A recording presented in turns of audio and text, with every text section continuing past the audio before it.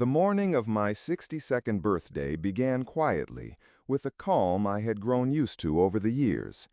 I held a quiet hope that this day might bring warmth, maybe even a chance to bridge the growing distance in my family. Nothing extravagant, just a gathering. Voices mingling in the same room, a few smiles shared over a modest meal. Instead, what greeted me was a silence so heavy it pressed down on my chest. No footsteps, no laughter, not even a call. I waited in my worn leather chair as the afternoon sun slanted through the windows, dust motes drifting in the beams of light. Each tick of the clock was a mocking reminder. I told myself it might be a mistake. People get busy after all. But as the day wore on, the absence grew harder to ignore. It felt deliberate, like a message buried in the quiet that I was no longer counted among them. Then the truth came to me, not from a word, but through whispers swirling around the street. Elaine, my sister-in-law, once the gracious family supporter, was hosting a lavish party. Not for me, but for Jessica, my daughter, estranged and yet center stage. Elaine's warm smiles had vanished, replaced with a cold superiority that cut deeper than any insult. This celebration wasn't my birthday. It was a spectacle for Jessica, held in the house I had bought, a home I had sacrificed for. I remembered every dollar I stretched to fund her education, every lean year patched with quiet determination to provide stability for my family. That house was more than wood and brick. It was the embodiment of decades of sacrifice. Now they filled it with their laughter, as if I were nothing more than a forgotten shadow. A slow fire kindled inside me, but I kept my face calm, concealing the sting of betrayal. My hands clenched the armrests as my mind raced, not with anger, but with a cold, quiet resolve. I would not give them the satisfaction of my pain. Turning away from their celebration, I stepped into the chill of the evening. Their voices faded with each step I took toward the sanctuary of my study, my thoughts already shifting from hurt to strategy. This was no longer mere disappointment. It was a breach, a betrayal of everything I had stood for. Elaine's disdain and Jessica's entitlement were wounds far deeper than any family quarrel.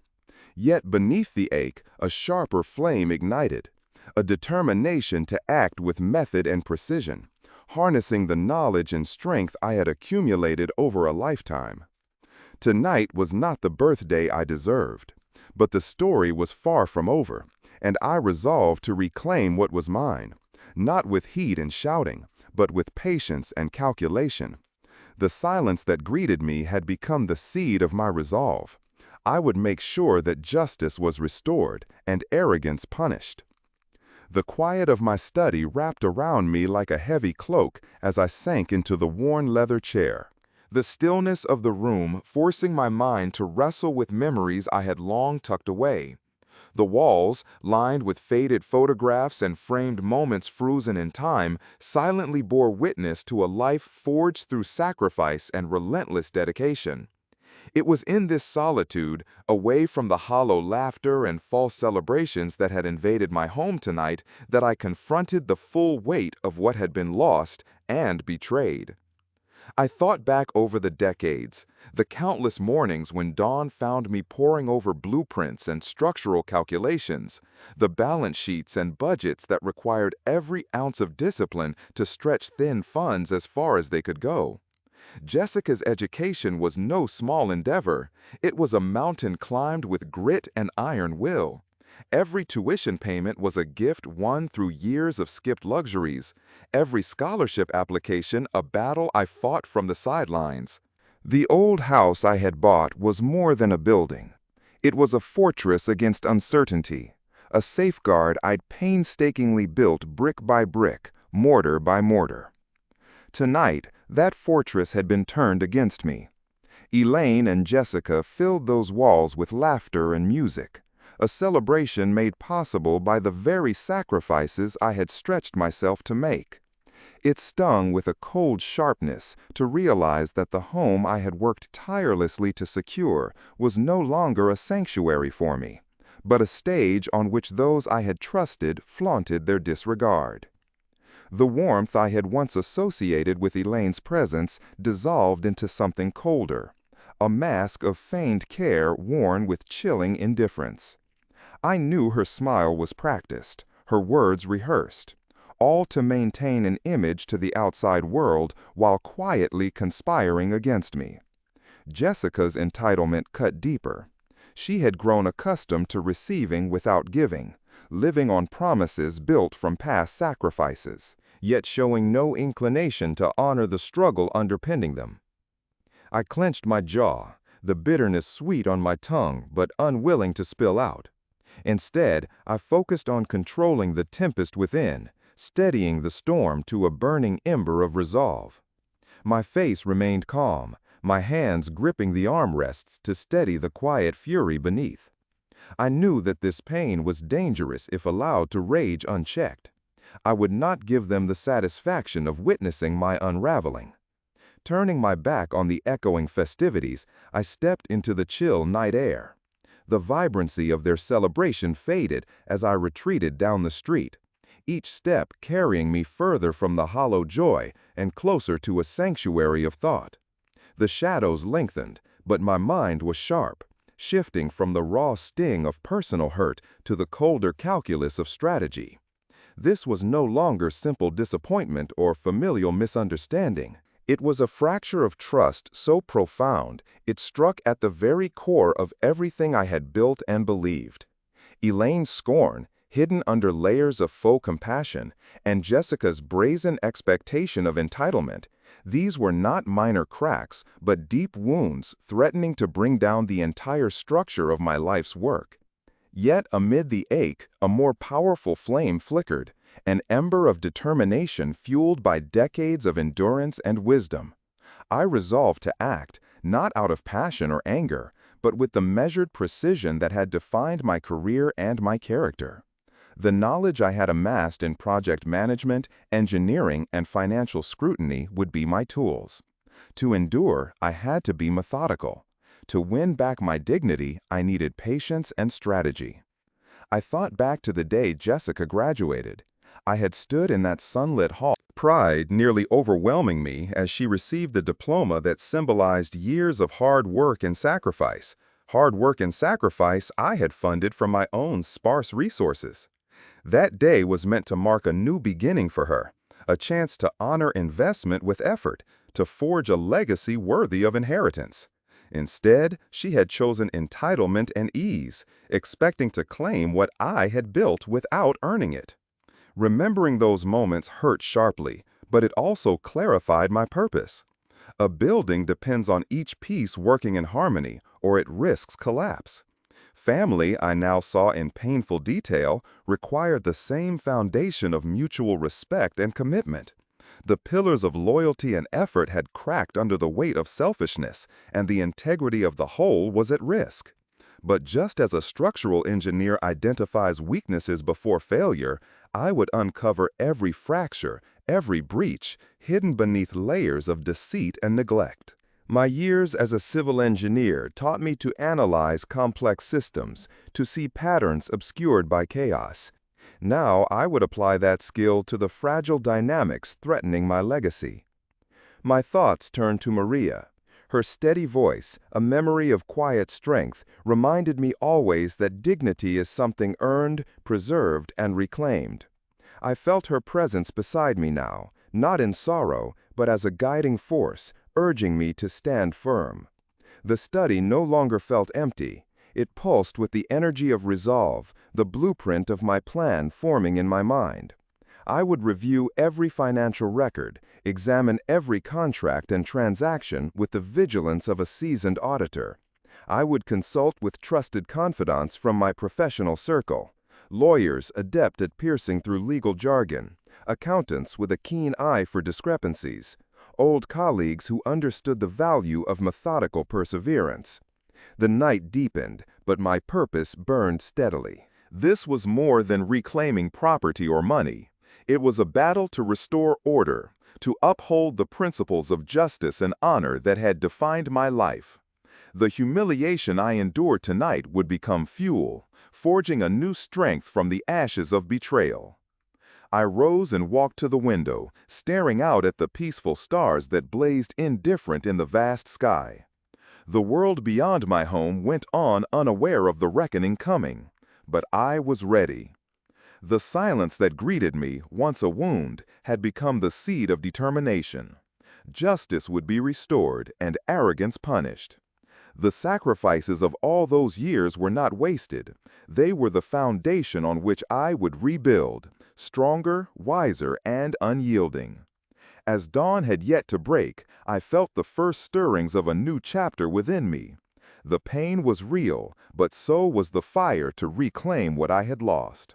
This was my fight, and I would meet it with calm, unrelenting resolve. The days that followed the discovery of Jessica's petition to sell the family home were drenched in a heavy silence that engulfed every corner of my existence. That house had been far more than a building to me.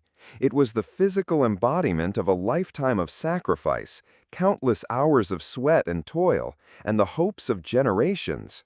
Now, that sanctuary I had carefully built felt threatened, its walls echoing with an unfamiliar tension, a fracture deep enough to shake the foundations of everything I had ever held dear.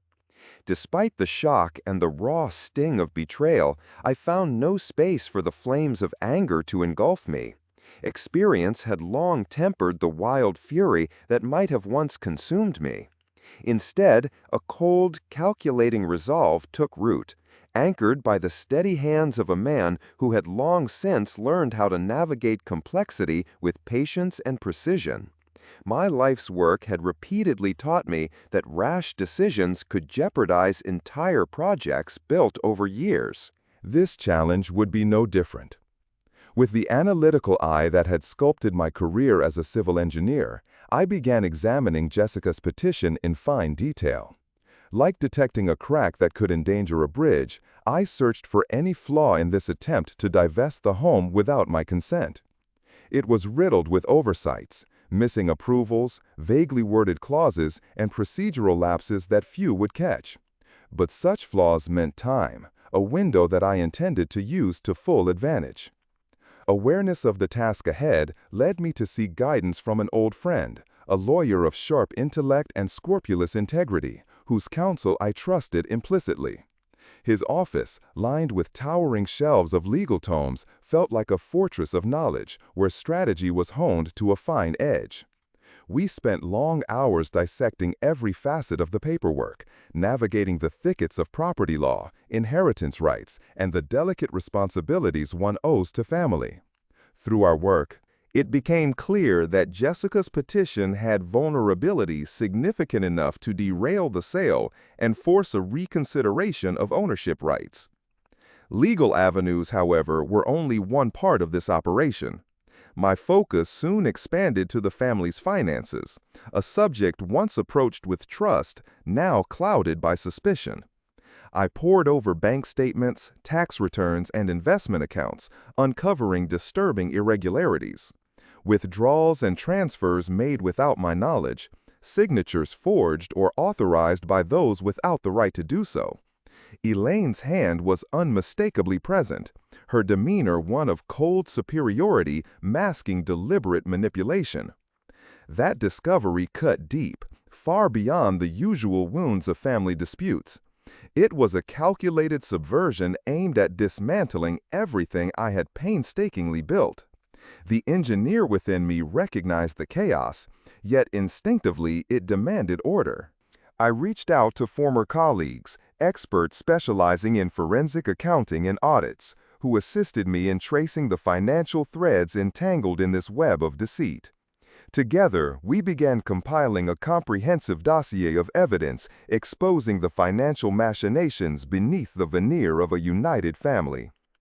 Caution and careful planning became my guiding principles. I could not afford missteps fueled by emotion.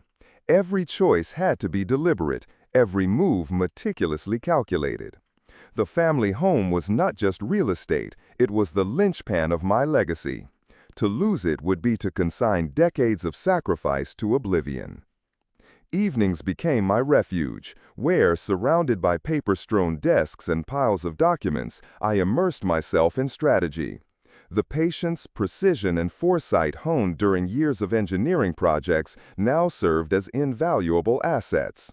I formed a detailed, phased plan. First, to challenge and delay the opposition by exploiting the legal flaws in the sale petition. Second, to quietly sever inappropriate financial flows, circumventing unnecessary family turmoil. And third, to expose in full the duplicity of Elaine and Jessica through undisputed evidence. Yet the process was grueling. The emotional toll was palpable. Each revelation a fresh wound, each deceit a reminder of how deeply those I trusted had betrayed me. Anger, though justified, had to be tempered. Vengeance would be my undoing. Instead, I leaned heavily on the resolve that grew from reflection and maturity. It was Maria's steady voice that sustained me. Her belief that dignity is something not merely bestowed, but protected and reclaimed through steadfast action, reverberated inside me as a guiding light. The house, once brimming with warmth and laughter, had become a silent battlefield, but I would not yield. Like any structure worthy of admiration, it demanded maintenance, vigilance, and unwavering defense. My old drafting table, a relic of countless projects past, now served as the strategic headquarters of my campaign. Each contract, ledger, and note became a building block in the reformation of my defense. This fight would be waged not with raised voices or clenched fists, but with silent determination and methodical precision. At night, from the window of my study, I gazed at the stars glittering indifferently in the vast sky. The world around me went on, oblivious to the quiet storm brewing within these walls. Yet I was awake, alert, poised for the battle ahead. This was no ordinary family dispute.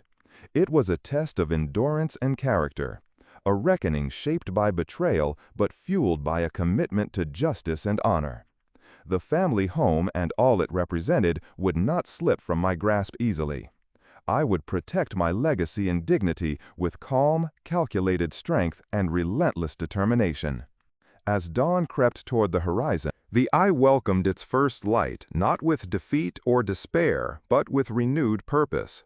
The fight to reclaim my life's work had begun, marked not by shouting or anger, but by the steady, intentional steps of a man unwavering in his resolve.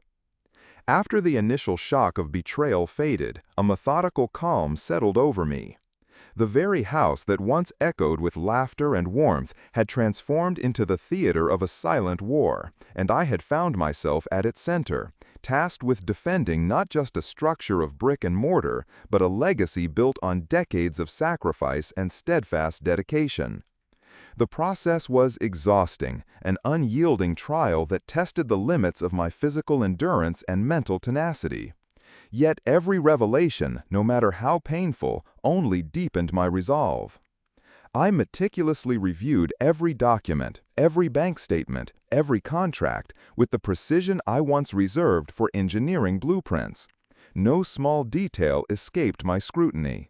Like a master builder examining foundations for weaknesses, I combed through the complex web of financial transactions, distinguishing legitimate records from those forged or manipulated.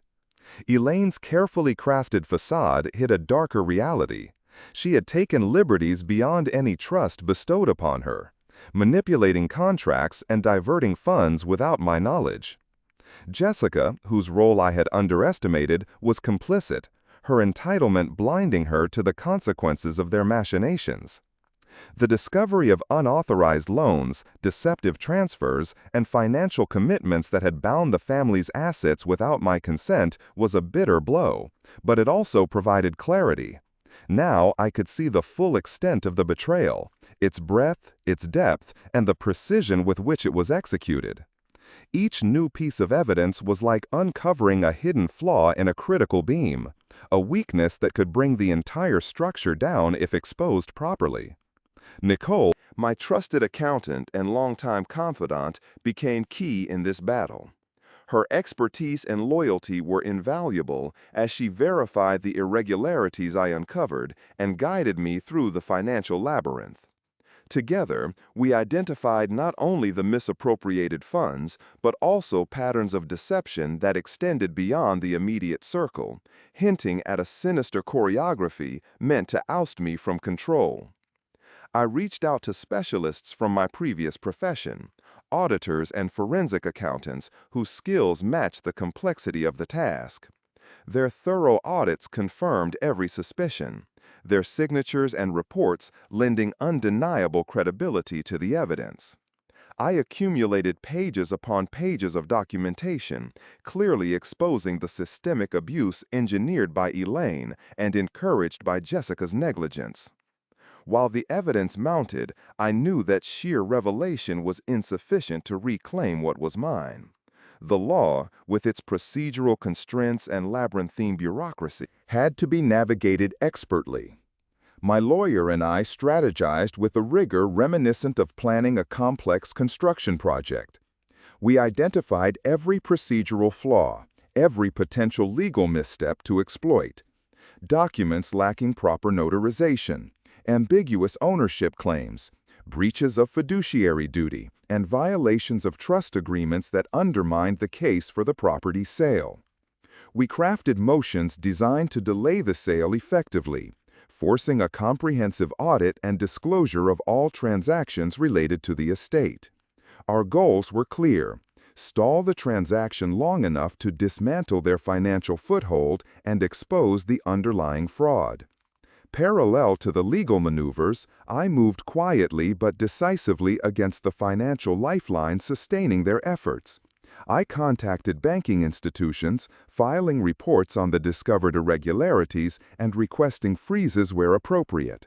The goal was not public spectacle, but strategic pressure, cutting the resources available to sustain the charade while minimizing confrontation that could alienate the broader family or community.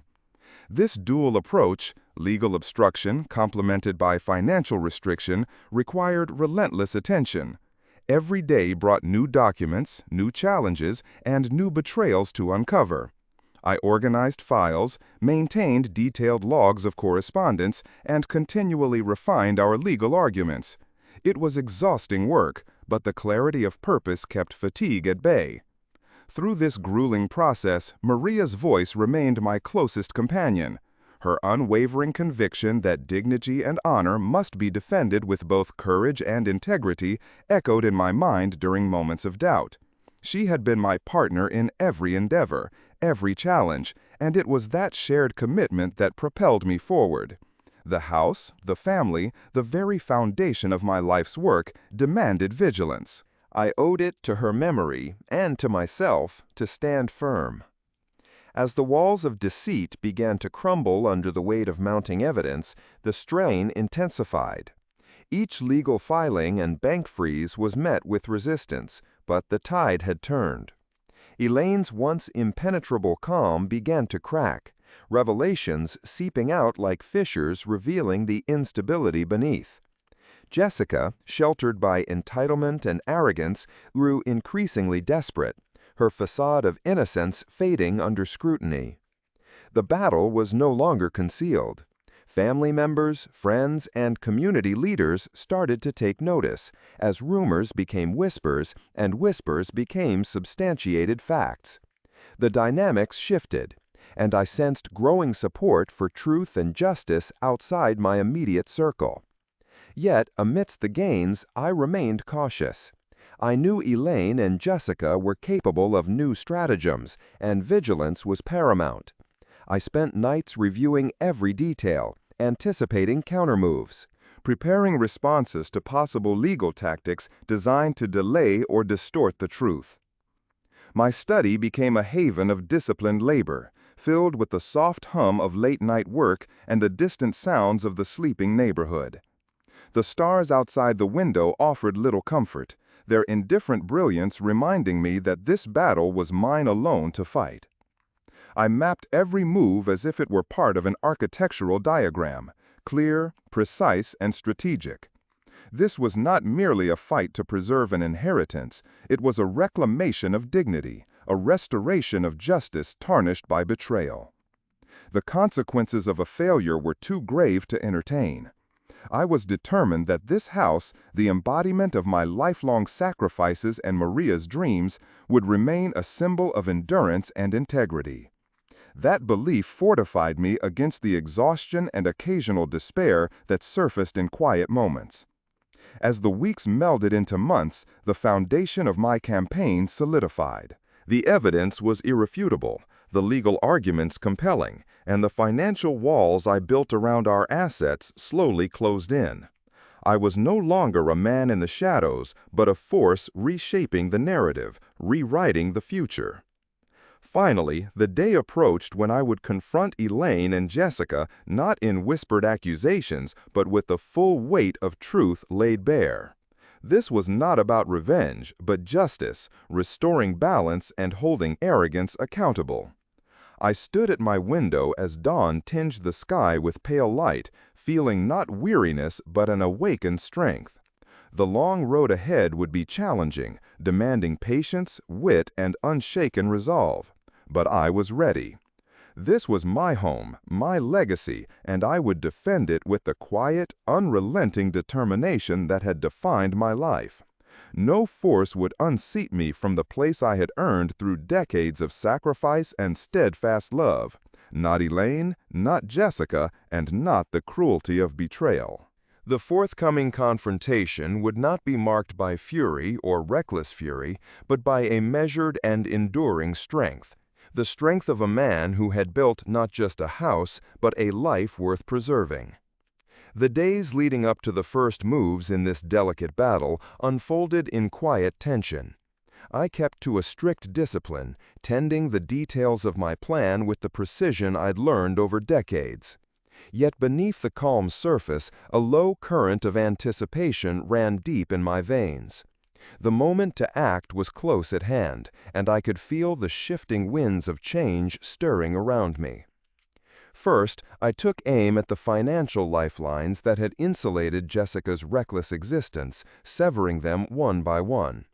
I contacted the banks, presenting the meticulously gathered evidence of irregular transactions. Accounts accessed without my consent, suspicious transfers, unexplained expenditures. The institutions responded swiftly, freezing accounts and placing holds on loans, effectively cutting off the streams that had funded their schemes.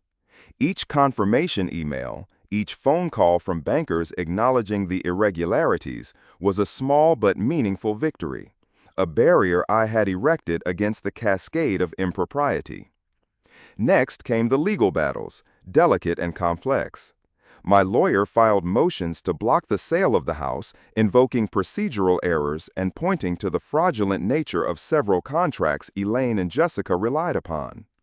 We challenged every dubious document, every signature executed under questionable circumstances. The courts granted temporary injunctions, a lifeline that kept the sale from moving forward. It was a reminder that the law, with all its slow-moving gears and layers of bureaucracy, could be wielded as a shield, protecting years of hard-earned legacy from the recklessness of entitlement. While the formal motions and financial freezes unfolded, I began reaching out to family members. It was not an easy task. It felt like navigating a minefield of emotions and entrenched loyalties. Yet I appealed to the sense of justice ingrained in those who knew the sacrifices behind this home. Slowly, some began to question the narrative presented by Jessica and Elaine. Whispers of doubt transformed into cautious support. The truth, it seemed, could not be hidden forever behind a veil of lies. Elaine's reaction was swift and ruthless. When the bank freezes hit, her composure cracked just a little, a subtle shift visible only to those watching closely. Jessica's calls became more frequent, her tone growing desperate, laced with threats veiled thinly beneath pleasantries. But the man I had become did not respond with anger or haste. I replied with measured calm, deflecting their attempts to provoke or destabilize me. This was not a game of emotion, it was a calculated contest of wills. The pressure I applied disrupted their equilibrium. They scrambled to patch financial leaks. attempted to renegotiate contracts, and enlisted legal counsel to fight my barricades. But the path I had laid was a fortress, every stone set with precision, every loophole blocked. The momentum was slipping away from them. In private moments, I reflected on the transformation, how far I had come from the man who quietly suffered through abandonment on his birthday. The humiliation had been searing, yet it had forged within me a resilience and clarity I never knew I possessed. The strategies I employed now were extensions of my deepest skills.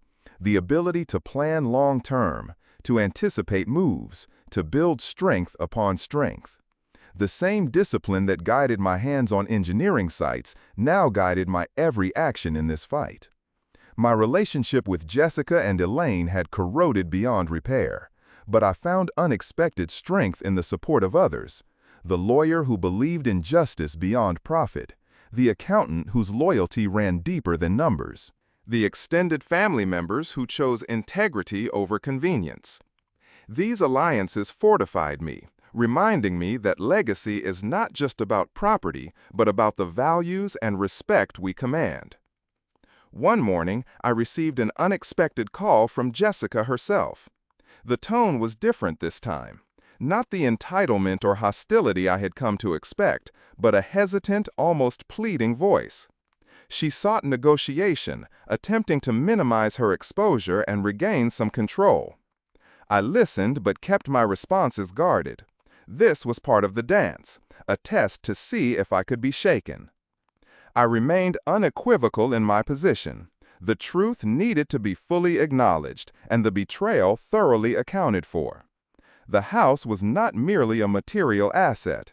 It was a monument to my and Maria's sacrifices, a symbol I was determined to preserve unblemished.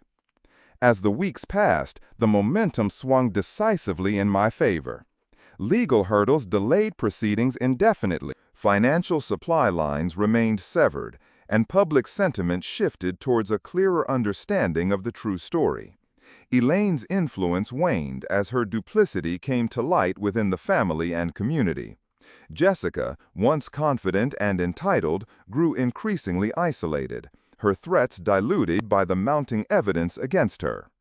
Throughout this, I maintained the unshakable calm of a man who knew that power lies less in the volume of one's voice and more in the certainty of one's conviction.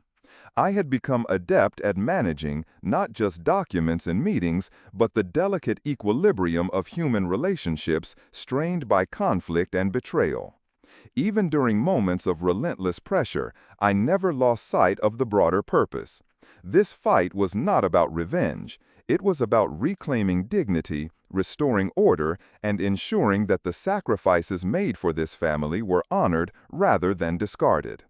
I felt a deep responsibility, not only to myself and Maria's memory, but to the generations who might come after, who deserved a legacy free of deceit. Late one evening, as I sat reviewing yet another file, a knock came at the door. It was one of the family members who had remained silent for too long, now stepping forward with support. A small but significant victory symbolizing the tide turning. Their presence was a balm, a reminder that truth, when patiently pursued, holds a power that eventually cracks through even the most hardened walls.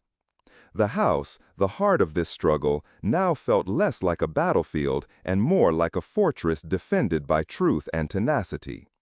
Every document filed, every financial trail cut, every legal argument posed was a brick reinforcing that fortress. The fight was far from over, but the path ahead was illuminated. With steady hands and a firm heart, I prepared for the final phases, knowing that victory would come not from rashness, but from enduring strength. I had transformed from a man abandoned and humiliated into one resolute and empowered, a guardian of legacy who would see justice restored and arrogance punished without compromise. As dawn broke one cool morning, I stood once more at the window, watching the light creep over familiar rooftops, feeling a profound sense of purpose. The battle waged within these walls had reshaped me, and the vindication I sought was no longer a distant hope, but an approaching certainty.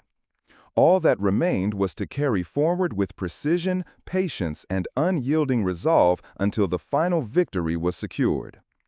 The day of the family hearing came with a heavy stillness, the kind that draped itself like a thick fog, pressing down on my chest with an unfamiliar weight. The sterile, windowless courtroom was cold, devoid of warmth or comfort, its gray walls echoing faint murmurs and shuffling papers. Yet to me, it was more than a legal arena. It was the stage where the truth I had fought so relentlessly to reveal would finally be unveiled.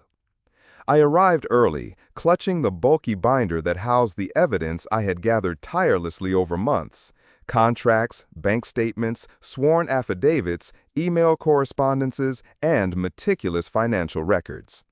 Each document was a building block in the fortress I aimed to construct against the tide of betrayal. As I settled into my seat, I caught sight of Elaine and Jessica sitting together, faces composed but with tension lurking beneath their carefully maintained calm. They had arrived confident, but I sensed the first cracks in their facade. The mediator called the session to order, his tone formal but weighty. The silence that followed felt charged, expectations electric in the charged air. When the floor was mine, I began deliberately, not with accusations or emotion, but with clarity and precision. I outlined the events as they unfolded, the subtle yet deliberate financial manipulations, the forged documents, the unauthorized transfers, the reckless attempts to strip me of control over the family home. Each revelation was supported by irrefutable proof. I narrated the story of betrayal with the calm certainty of a man who had long accepted the facts and was now guiding others to see the truth. Elaine's eyes flickered with unease as each piece of evidence eroded the carefully constructed narrative she had maintained. Jessica's expression shifted from haughty indifference to quiet desperation. They answered questions with practiced deflections, but the weight of validation behind my claims rendered their words hollow. Witnesses called in support of my case brought a new dimension to the hearing. Nicole, my trusted accountant, testified clearly on irregularities she had uncovered, her voice steady as she described the unauthorized financial activity. Experts from forensic audits detailed contracts and transactions steeped in misrepresentation, corroborating the timeline and motives I had presented. The mediator and the small audience listened intently, the momentum building steadily in my favor. Throughout the day, I remained composed, conscious that this moment was not about anger or blame, but justice. The evidence was a shield that guarded my dignity, and my calm demeanor was a beacon illuminating the truth amidst the darkness of deceit. As the hearing wore on, the gravity of the situation became undeniable even to Elaine and Jessica. Their defenses grew weaker, their carefully rehearsed tales unraveling in the face of compelling proof and unyielding facts. After hours of presentation and testimony, the mediator adjourned to review the materials and consider his ruling. The waiting felt suspended, each passing minute amplified by the weight of anticipation. I spent the time gathering my thoughts, preserving quietly on the turbulent path that had led me here, from a birthday overshadowed by abandonment to this moment of confrontation. When the mediator returned, his expression was solemn but resolved. He outlined his findings with gravity, affirming the severity of the breaches committed by Elaine and acknowledging Jessica's complicity. The petition to sell the family home was unequivocally blocked, with ownership reaffirmed in my name.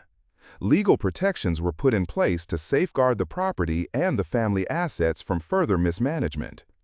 Financial transactions unauthorized by me were invalidated, and a plan was set to restore stability to the estate's management. Elaine was formally reprimanded for her misconduct, stripped of her legal authority over the estate, and ordered to repay misappropriated funds. Jessica, while spared criminal charges, faced consequences for her role in the deception, with restrictions placed on her access to family finances and obligations set forth to rectify the harm done. The verdict was a moment of culmination, but also a beginning, a restoration of trust and order, tenuous but vital. Family members and close friends who had remained uncertain or indifferent now voiced their support. The fragile bonds of our family began the slow process of repair, buoyed by the hard-won victory. I left the courtroom with a heavy but relieved heart. The fight had been longer and more grueling than I ever expected. Yet standing there, upheld by justice and the support of those who value truth, I felt lighter than I had in months. Back at home, the atmosphere had shifted.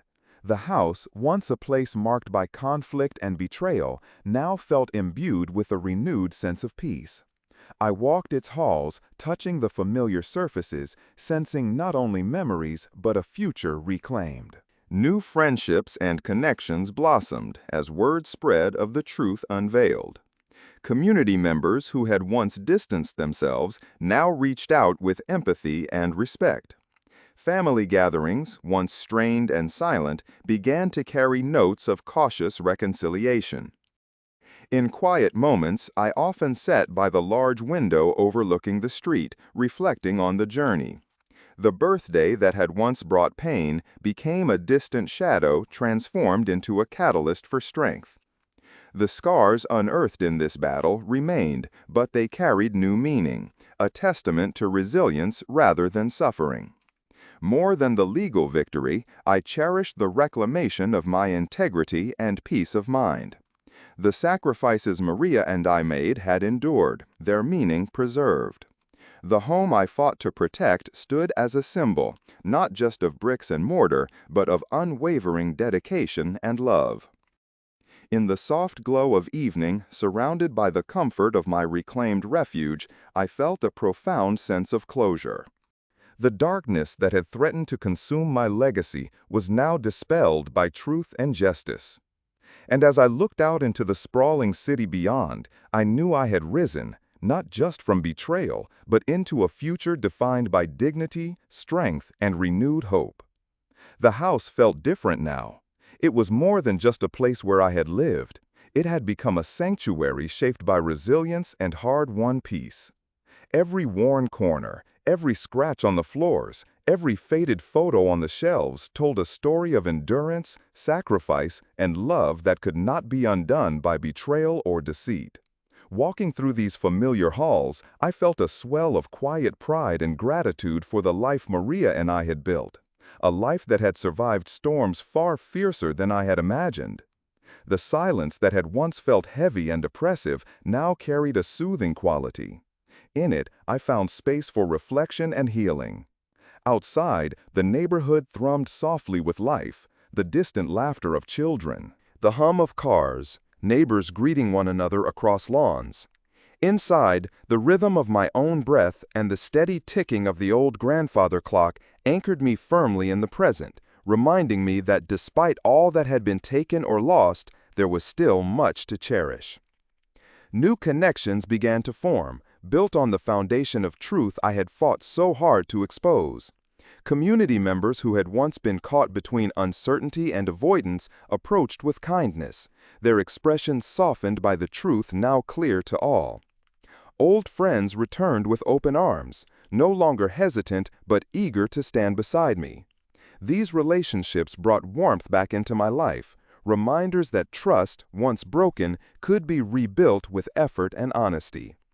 Family gatherings, once restrained and tense, unfolded with a cautious lightness. We exchanged words carefully, reparations of silence stretching back years, slowly giving way to shared stories and tentative laughter. It was not a complete healing. That, I knew, would take time beyond any court judgment or legal decree, but it was a significant beginning. The bonds, fragile yet present, held the promise of renewal.